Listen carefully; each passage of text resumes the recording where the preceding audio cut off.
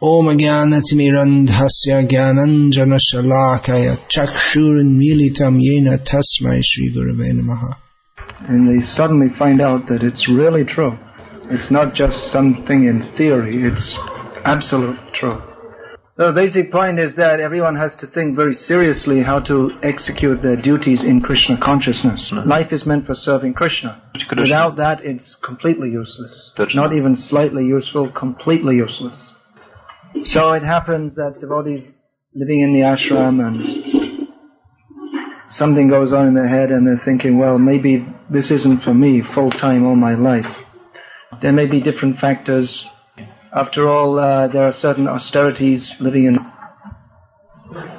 It's a disciplined monastic life, which means very little independence to decide what you want to do, and no privacy.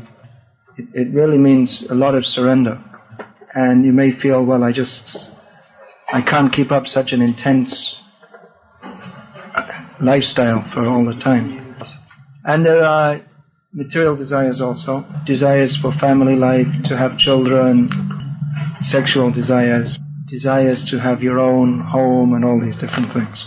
So we don't condemn these because even after understanding the philosophy of Krishna consciousness, to become fully renounced, for most people it just doesn't happen. We always recommend, for young men especially, that if you're living a brahmachari life, by all means, continue. If you can keep your mind peaceful enough, then don't enter into all those problems. Then you won't have to ask, shall I sell paintings and to maintain myself or not? Now everybody sit. Turn around, please. Yeah. Should always be conscious we're in front of Sri Sri Gaurnitai. So, if you can stay brahmachari, is the best life. As long as the mind isn't too much agitated. Some agitation is not unnatural. If our mind was completely fixed on Krishna, we wouldn't be in this material world. Yes. So if one can tolerate that itching, Prahlad Maharaj compares this sexual desire to itching. If we can tolerate it, then in course of time it will go away. And brahmachari, all he has to do is serve Guru and Krishna, prepare himself for going back to Godhead. And he can dedicate himself full time to preaching Krishna consciousness, which is the most important need of human society. So he doesn't have to think about supporting a family, education of children, mother-in-law, buying saris, and all these different things. Whether my child will take intoxication or not, he doesn't have to worry about this. Anyway, reality is that many devotees, if not most devotees, do enter the Grhastha ashram.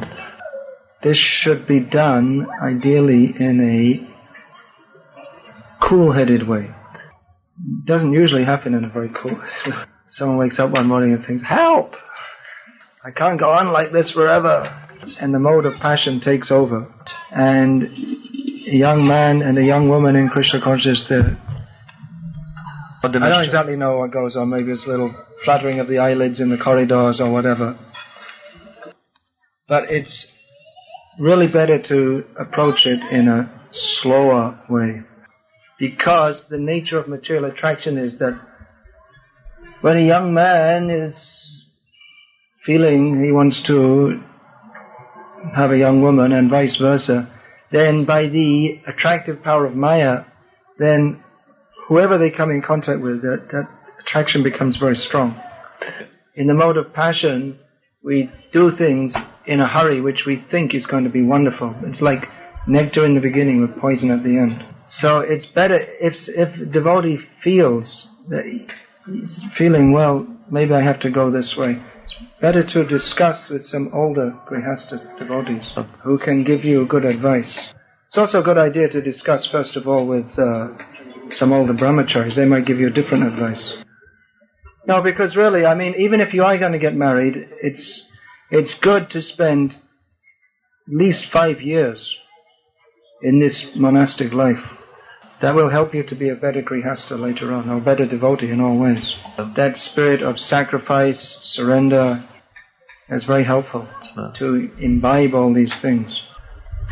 So anyway, it's better to consult some older Grhasthas at some point.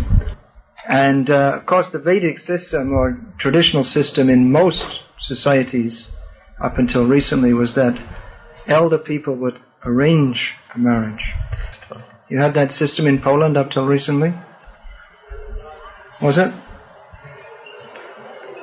50, 60 years Yeah, ago. like that, yeah. Tak, coś takiego. That was going on for hundreds of years before, and now it's all gone.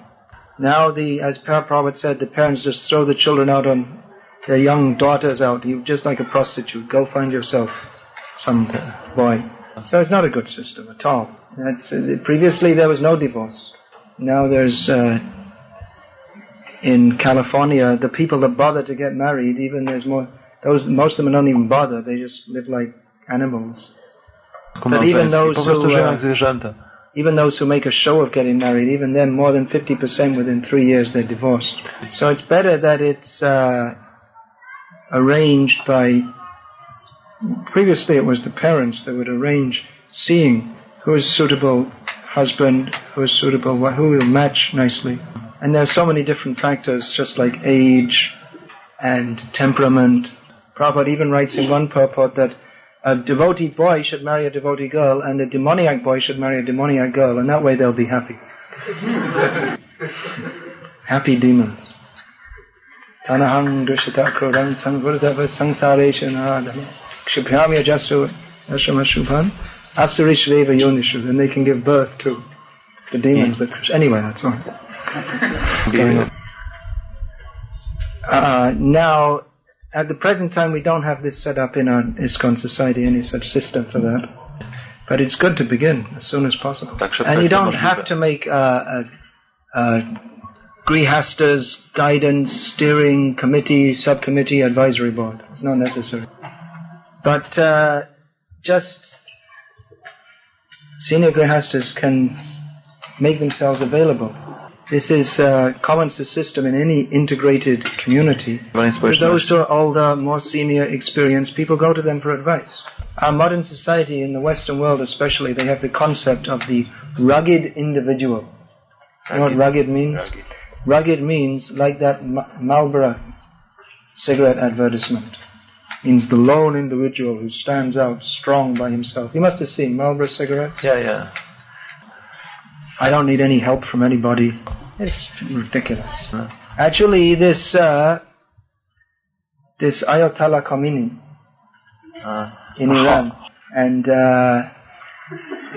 then there was Saddam Hussein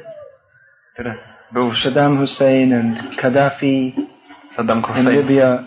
No, zrozumiecie. So they were all against America, and in the American press, just like.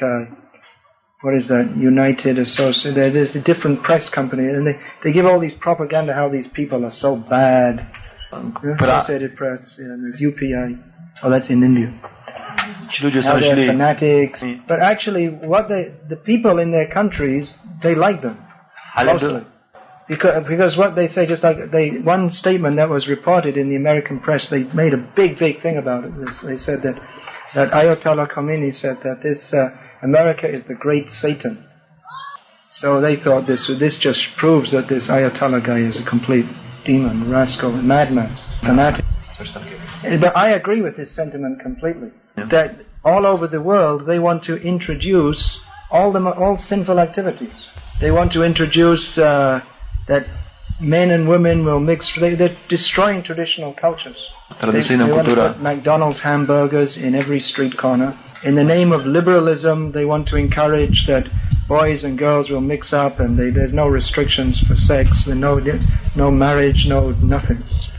And they're destroying traditional cultures all over the world. That more or less in traditional cultures people live, their social system is quite fixed, and they're quite relatively peaceful. But to increase their business and make more money, they want to destabilize all the societies so that no one has any respect for anyone else, no one has any regard for anyone else, no one has any sense of responsibility, everyone is just completely selfish. One of our devotees, this Dhira Govinda Prabhu, wrote a book about preaching in Israel to the Arabs and Druze people. So he met one Arab in Israel who complained. He said that the Israelis, they're not going to defeat us by guns and tanks and bombs, but they're going to destroy us by turning our daughters into prostitutes. Because at the schools they have mixed classes, boys and girls, and they teach them modern dancing, and they teach all this thing that men and women mix up freely. So this is actually demoniac culture. And this is one of the major problems I see for our devotees when they get married. That they don't see any model, they don't see how people should live a civilized married life. The only thing they see or know is that in the demoniac society. Of course, it's not as bad in Poland yet, but in the Western countries it's like that. There's so much divorce, that means the kids, the children, they grow up without, they may have one parent, or their mother gets divorced and they marry someone else, and then they get another brother from that father, and then that father goes, and then it just goes on like this. And the mother is also out working because they want to have more money. So the kid comes home and his mother and father, his guru, becomes the TV. And what do they? And on TV they see an average 8 murders a day. And the mother comes back from work and she's totally frazzled by working all day. So the kid who wants sympathy from the mother, instead she yells at him. Instead the child should come home from school and mother is there greeting with something she's cooked, and she feeds him very affectionately. But instead she comes home in a bad temper and she gets some instant food, something out of the fridge, and just heats it up. So this is actually a very horrible demoniac society. And it's just set up in such a way that people, even they may not be bad, but they're forced to live like demons. Therefore Prabhupada recommended for our Grhastha devotees, the general recommendation he made was, don't live in this demoniac society. Yeah. Make your own society. Live on farms. Most of our devotees don't want to do that because there's certain kinds of austerities in farm life. And of course there's so many austerities in city life also. Working at some miserable job, that's pretty hard. And you have to bring up your children mixed up, they're all mixing up with all demoniac people. So at least for the sake of children, the best thing is to take them into an atmosphere, at least they don't have to be exposed to all these things. It means young boys and girls at school, they're completely agitated by looking at each other all the time. Because in the TV and the advertisements and everything, their lust is being excited all the time. Then drugs, all these things in the schools, that must have reached Poland by now. So it's very, very difficult to bring children up in this horrible society. Yeah. So I would recommend that. That's the best thing. Now we also had ISKCON farm communities.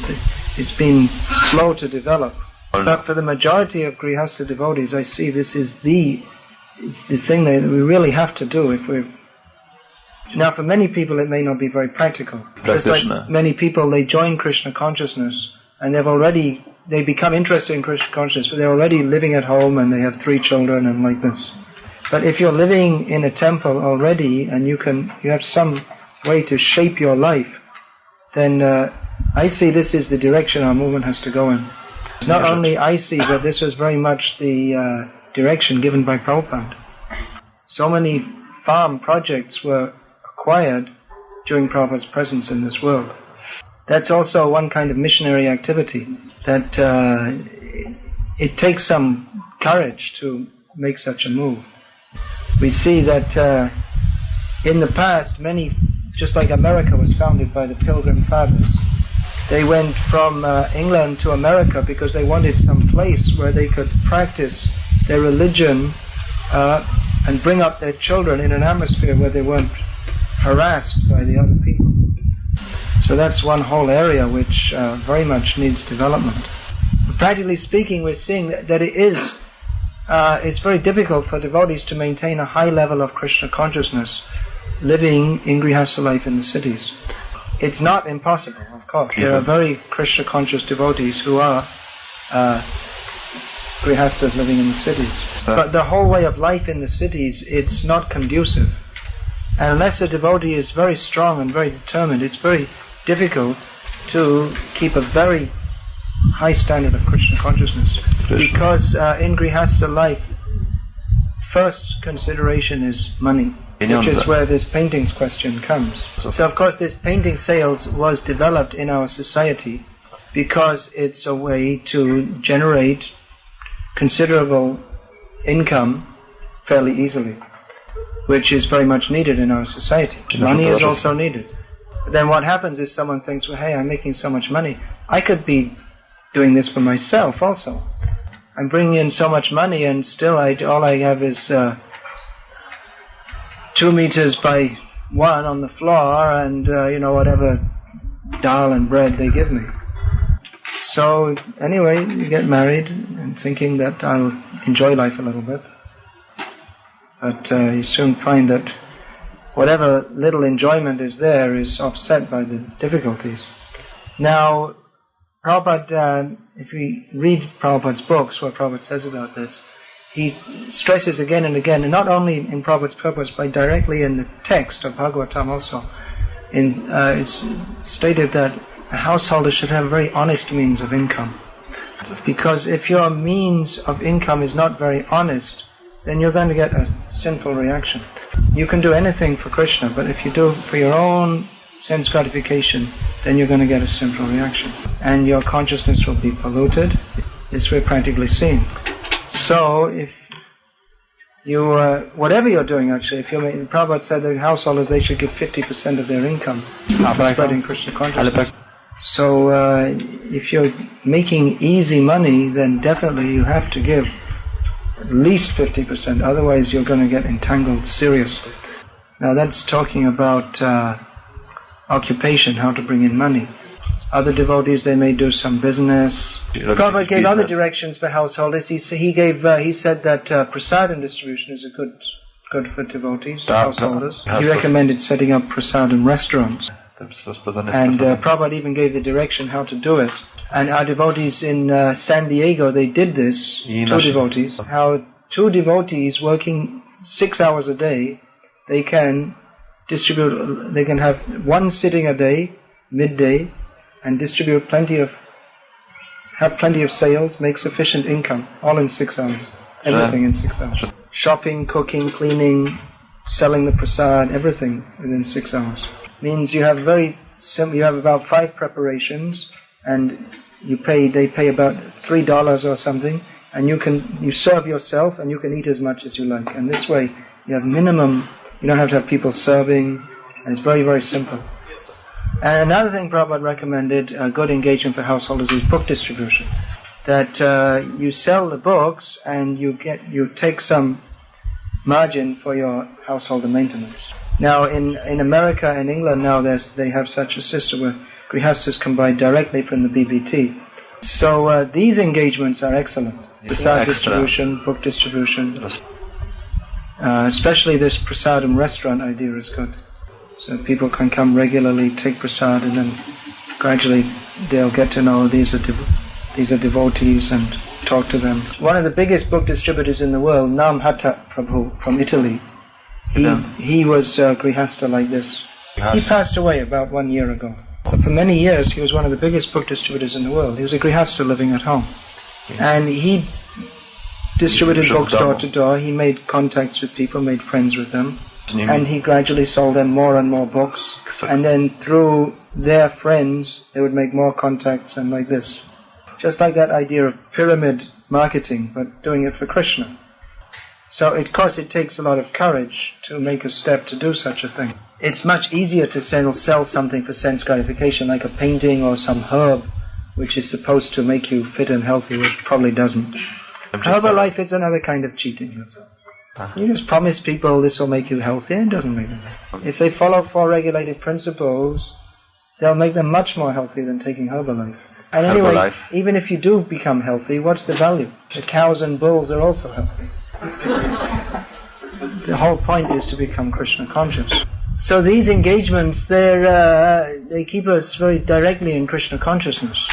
We have to think very carefully how we're going to go on with this valuable human form of life.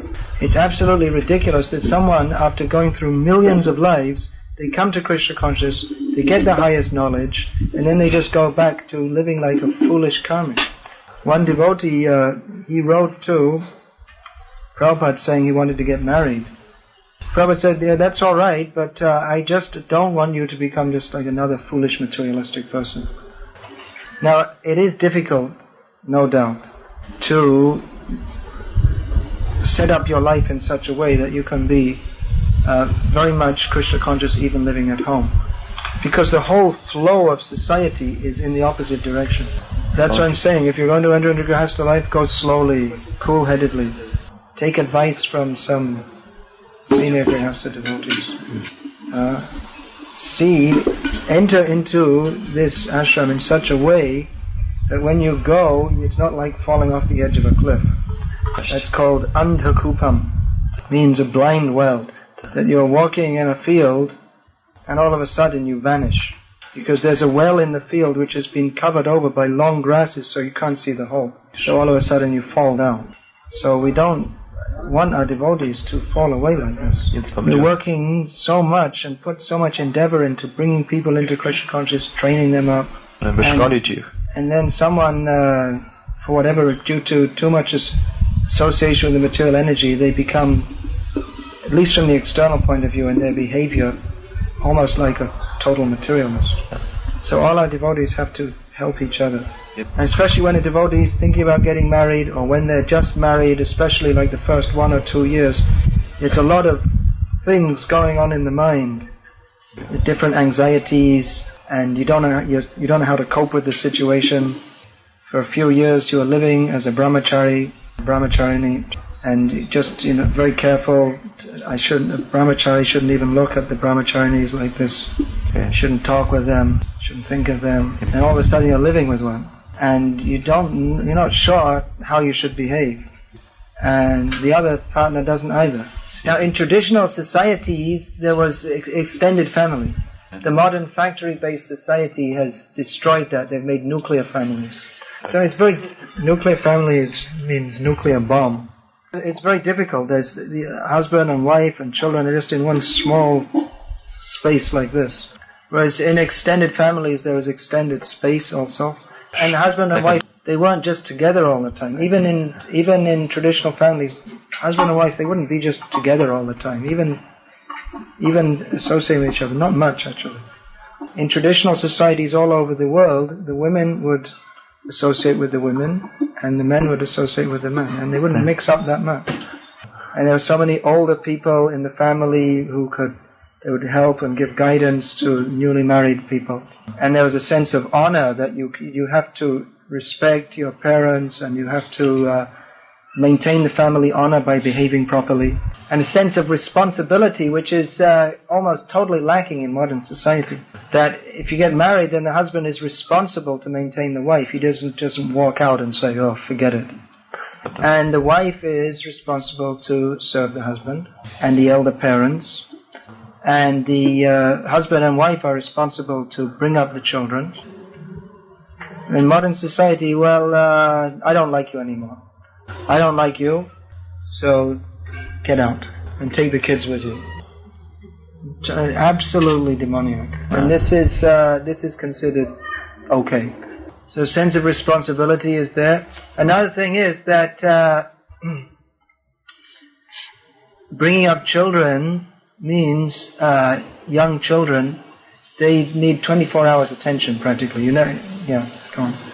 So it's a very great strain for the mother especially. But the extended family means there's so many mothers. So it's not such.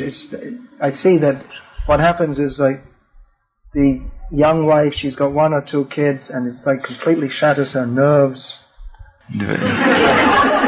So she becomes angry at the kids, and she becomes angry at the husband. The husband, he's just been out at work all day, and he comes back and he's shattered.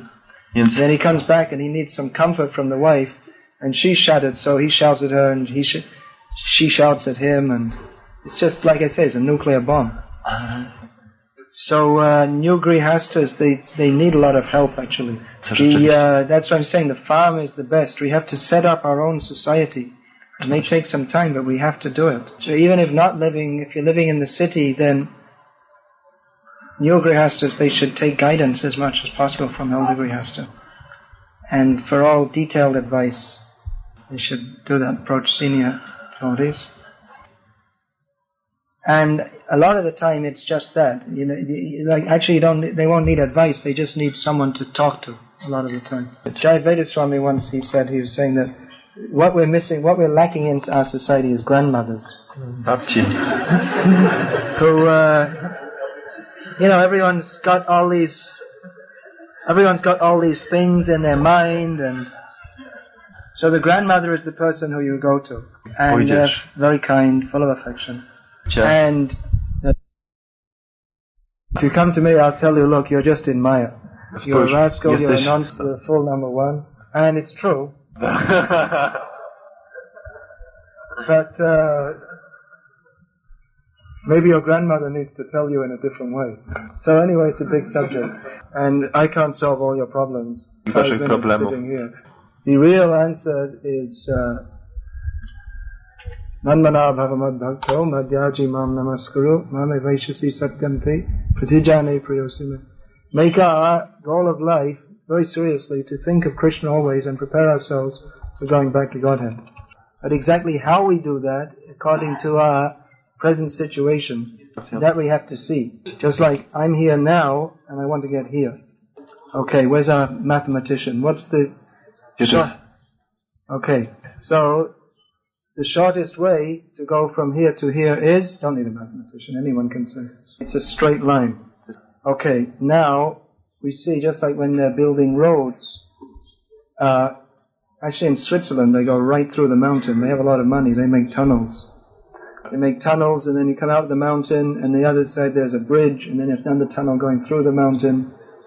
But in a poorer country like India, just like if you drive up to Badrinath, the road goes around the mountain, and just to get from here to here you have to go like this. So the other alternative is you can go in a straight line, but you have to go up the hill and down by walking. So you have to see the best way for you to go. For a goat, the best way to go is up the hill and down. And for me, it's better that I get in a bus and go around. So we have to see the best way to go. Which ashram we're in, how we act according to that ashram, according to our particular situation. We need advice and help. And it may be even sometimes that the advice, it may not be exactly 100% the best thing for us, because we're also learning by experience. We're in the Western countries and we're introducing a new culture. Plus you can never tell what's going to happen in this material world. But still it's better to take advice from our well-wishers. So I see here in this Wroclaw area there's a few devotees who are experienced householders. So I would suggest to more junior householders or those who are thinking about it to consult them. Don't be too proud to seek advice.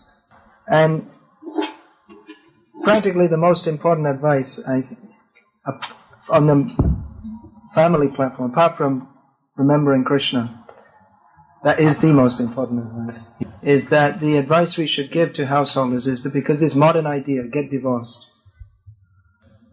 But this is absolutely wrong. If you give the idea that there's a possibility of divorce, there will be divorce. Because there'll be disagreement, there'll be problems, difficulty. So if we say, oh, all right, have divorce, then everyone will get divorced. And then it'll be total chaos. Our children will grow up and not as devotees because they won't have faith in Krishna consciousness. And how can we spread Krishna consciousness in the whole society if we can't even show a good example? In this sense, our Grhasthas, they're the most important preachers. Because they have to show people how you can live in Krishna conscious family life. People want to see, well, if I become Krishna conscious, what happens to me? So if they see our devotees are they're settled in their family life and they're making progress in spiritual life, then they'll be impressed by that. Because people, they want to know how I can live happily in this world and make spiritual advancement. But if we're talking about Krishna consciousness, the highest philosophy, but our devotees, they can't even live together as husband and wife, then who's going to want to take up Krishna consciousness? Now in the Western countries they have this saying, we're trying to make our marriage work. This is what they say. We're trying to make our marriage work. That means it won't work. Because if you say you're trying to make your marriage work, it means you're thinking that, well, maybe it won't work. You're allowing some room for it not to work. You know what that means, for it to work? It means for it to go. Yeah. It's an idiomatic usage. No, in other words, we're trying to get on as husband and wife, but we're really gonna try. But if it doesn't work, well, we'll get divorced. There's no question of trying to make your marriage work. You're married, and you're married for 25 years. And if you accept that all right, for better or for worse, as they say in the Christian marriage vows, in health or sickness, in poverty or well-being, that you made that commitment. Okay, now we made the commitment in front of the deities, in front of the devotees, in front of the fire. You're committed to that. So you have to stick with it. Then you'll make the marriage work. Somehow or other you'll adjust. Even Prabhupada said, I didn't like my wife very much. But he didn't divorce her. And he didn't give up his responsibility to maintain the family. So it may be, this is realistic, that realistically speaking, sometimes husband and wife, they really like each other, and sometimes they don't. And you can never tell. The modern idea is that, well, you should live together for some time and get to know each other, and then you decide. But that doesn't work. Because before marriage and after marriage, they behave completely different towards each other. Before they get married, it's all, and after the marriage, it's, where's the money? In India, there's an advertisement for limca. Anyone who's been to India knows what limca is. It's a soft drink. It's a hot country. People drink a lot of these things. I don't know. So there's an advertisement. It shows a picture. It says limca before marriage, and it shows the young man and woman looking at each other, drinking the limca. Then it shows another picture, limca after marriage, and it shows them standing with their back to each other, a very angry look on their face, drinking limca. Anyway, still they're in the same picture. They're not they didn't go running off to another advertisement. So anyway, the point is that even if the husband and wife don't get that on that well, anyway, you're married. The purpose of life is to serve Krishna anyway. So if you I got married and I don't like this one, and maybe I'll try another one, and you spend your whole life jumping from one marriage to another, you get more and more involved in the bodily concept of life. You get involved in sinful reaction, because divorce is sinful. It causes a lot of suffering to all parties concerned. So anyway, husband and wife together. Now, try and get on with each other. If you don't, somehow or other you don't work out that well, anyway, somehow or other they have to adjust. And what I've seen is that even if somehow or other they don't get on that well with each other, if somehow or other they adjust, then they do get on well with each other anyway. I have some experience several times. Disciples and others wrote letters to me saying, look, I just can't get on with my husband, or I can't get on with my wife, or this or that. So I just write back to them and say, well, that's your husband or that's your wife, and you've got to stick with it. And you should read these sections of Bhagavatam where Prabhupada describes how the husband should satisfy the wife and how the wife should satisfy the husband. And don't act according to your speculative idea. And don't get any books from the library by kamis telling you how to live a happy family life. That will definitely spoil your marriage. You read Prabhupada's books and be committed to living in this ashram until you're older. And I have this experience that people say, wow, we did what you said and you saved our marriage. In Russia I have one disciple who this actually happened, and now she's preaching in a whole town that Krishna consciousness, you should come to Krishna consciousness. She's preaching among family people. You should come to Krishna consciousness because it will improve your family life. There's another man in Russia, he came to some programs I was doing in one town, and he was a big nasty guy. When the time came for questions, he says that, Yes, Krishna consciousness is not very good. Too much austerity. This no illicit sex is very bad. So I didn't know at the time, but he was actually the husband of a lady who was a devotee who was coming to me and saying, look, my husband's a complete demon. What should I do? I want to divorce him. As I told her, anyway, look, you've got 2 kids. They need a father. So why don't you just be a little patient and try to serve him very humbly, give him prasadam, and just see if you don't challenge him, just try and bring him round. Give it some time. Don't just, boom, snap, divorce like that. So now that man's chanting 2 rounds a day. Yeah. Because this advice which Prabhupada gives in his books, which comes from the Vedic knowledge, it actually works because it's Vedic knowledge. Prabhupada says that the wife should be very submissive and humble to the husband. And in the Western countries, lady devotees read that and say, well, that's for India, that's not for me. But Prabhupada explained this is how the wife actually controls the husband. That instead of shouting at him and she controls him in another way. That she makes herself, she serves him so nicely that he just does anything she wants. And if he's angry and shouts at her a little bit, she's very patient and then he becomes, he becomes indebted that she's behaving so nicely. So it's understood that every woman wants to or usually does control her husband. But Prabhupada said, you control this way. Because I was just reading the other day, Prabhupada said, a man, he needs certain amount of comfort. So the wife, she provides that. And then he feels then he's able to, without his mind being disturbed so much, he's able to go on with his Krishna consciousness. And that also makes a very nice atmosphere in the home where the children see husband and wife very nicely relating. Fighting may be there sometimes, but it's not like all the time. So in that way the children, one thing, the father and mother, they have to be very, very conscious of the children. What kind of atmosphere they're being brought up in.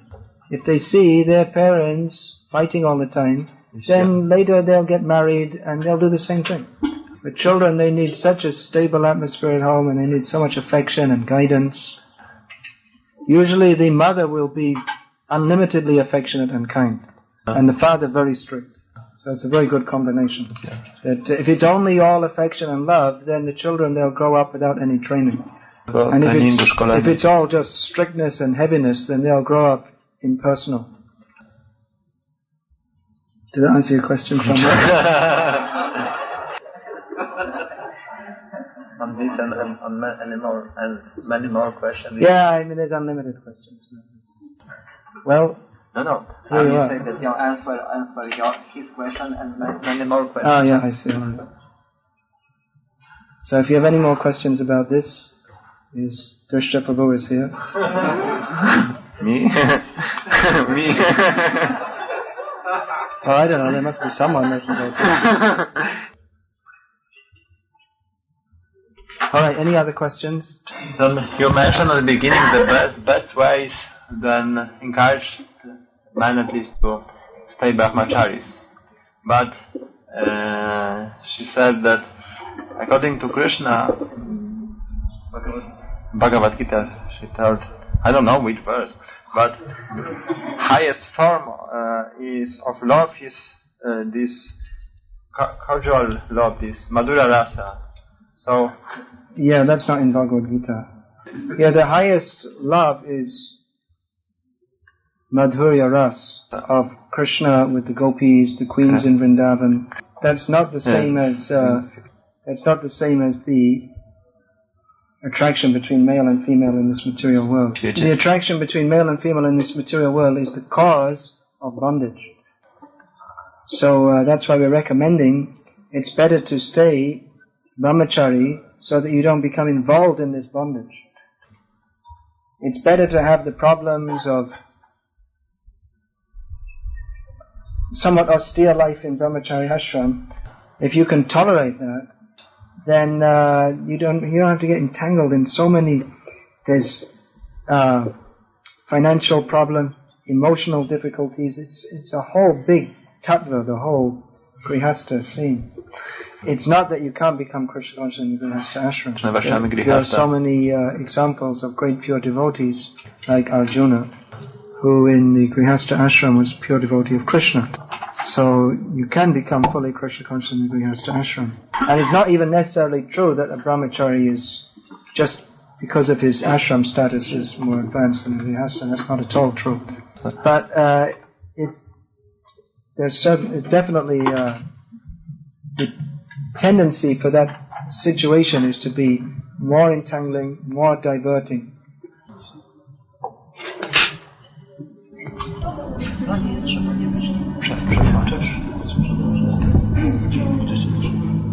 had one lecture and Professor Mahamata said, I heard from Professor I couldn't ask a question. He said that we shouldn't think about Krishna artificially, think about Where do you preach?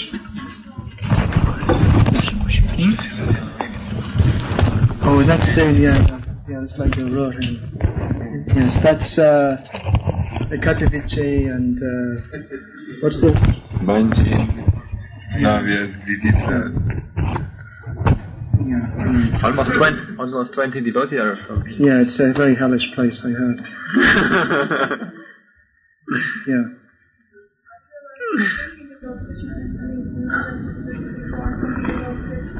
Sounds great to me.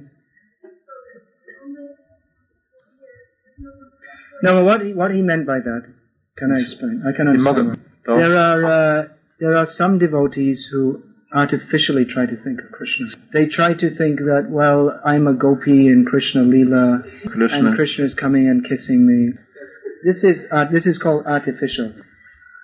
But Krishna says in the Bhagavad Gita, the instruction is there, Mam anusmara yudhyacha, think of me and fight. He says, Manmana, always think of me. So our whole cultivation of Krishna consciousness is to think of Krishna. Yes. And Prabhupada gave us this Krishna book, which is the essence of the Srimad Bhagavatam, which is the essence of all Vedic literatures. And he writes in there that if devotees, even in this material world, if they can absorb their minds in the pastimes of Krishna, just like the gopis who were thinking of Krishna when he was out in the forest, then that is the perfection of Krishna consciousness. So if we can cultivate this, read Srimad Bhagavatam, read Krishna book, read Bhagavad Gita, absorb our minds in Krishna, and go on with our devotional service also. That's another kind of artificiality. That now I'm so busy thinking of Krishna, I can't think of doing my service. Now rather, the symptom of someone who's thinking of Krishna actually is that they're very enthusiastic to serve Krishna. Now that town president asks you to clean the pots, now I'm too busy thinking of Krishna. So both things side by side. If you can think of Krishna's beautiful transcendental form, that's very nice. And Krishna also recommends in the Gita, right? Where's that verse? There are several verses where he says, meditating on my transcendental form.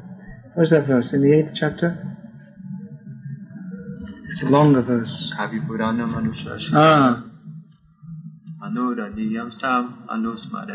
Yeah. And then he says, what is it? Achintya Rupam, always meditating on my inconceivable form. So that's very nice.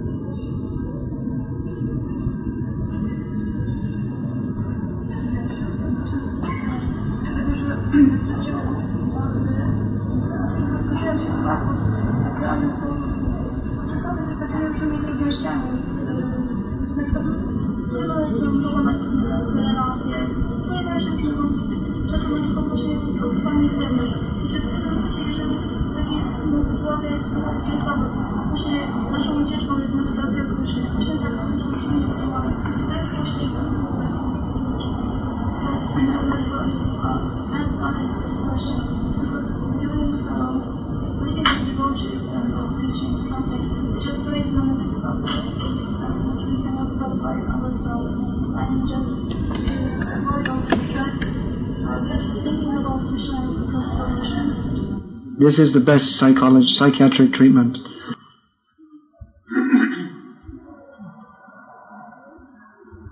Tatenukampa.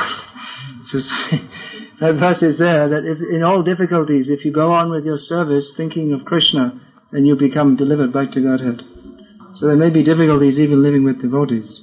So if you can remember Krishna, that would be very nice. We shouldn't expect utopia, living with devotees. It's not that sometimes we join this movement and we think that now everyone's going to be very nice. And everyone is very nice. Because everyone's chanting Hare Krishna and trying to dedicate their life to Krishna. But sometimes due to circumstances, we may not behave in the most ideal manner. But still devotees, even the most neophyte devotee is the most glorious person. Much better than any worldly moralist. So if this difficulties in dealing with devotees, we should be very tolerant of each other. Not try to see, well, this guy is so bad and he's in Maya. Sometimes devotees, they all come together and they try to work out how to adjust with each other and live with each other. And he said that and he said this. And so I have another suggestion, that if there's some difficulties living together with each other, we should have lots of fired up kirtan. And then take gulab jamun and halava, chorus, prasad, pakore. See, and then you'll understand then there's no problem. That's our philosophy. Our philosophy is chant Hare Krishna and be happy. Not that you chant Hare Krishna and you're thinking, oh, that guy, I don't like him. I'm going to call an Ishta Goshti and tell everyone how bad he is. It's not our process. Our process is Anande Balo Hari Bhaja Vrindavan Shri Guru Vaishnava Pade Majayaman. Very happily chant Hare Krishna, worship Vrindavan, and take shelter at the lotus feet of Shri Guru and Vaishnavas. So Krishna consciousness is very simple. Chant Hare Krishna and be happy. It's Prabhupada's instruction. You have to follow. Being unhappy is against the rules. So if you're feeling unhappy or miserable, then you should jump up and down in kirtan. And if you don't feel like jumping up and down in kirtan, because you're so much like this, then you should do it anyway. Because once you start to chant and dance, then all the bad feelings go away. Cheto darpana marjanam. What is all this bad feeling? It's simply produced from the mode of passion. Kama Asia, Krodha Asia, Rajaguna Savan. This lust and anger is simply produced from the mode of passion. It's got nothing to do with Krishna consciousness. And even if we have some kind of not very good feeling with some other devotees, if we're chanting and dancing together, it's impossible to be envious of someone if you're chanting and dancing with them. And this, I tell you, it's better than hundreds of hours of counseling and psychiatric treatment and all these things. Hare Nama, Hare Nama, Hare Nama, Eva Kevalam, Kalo Nastreva, Nastreva, Nastreva, Gati Aranyata. This is the solution to all problems.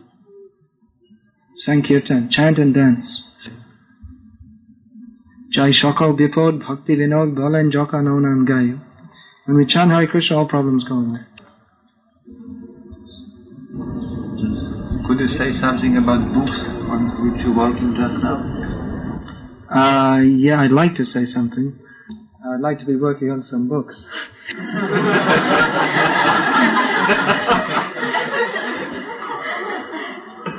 I'm always thinking of some quiet place I can go to where I can write my books.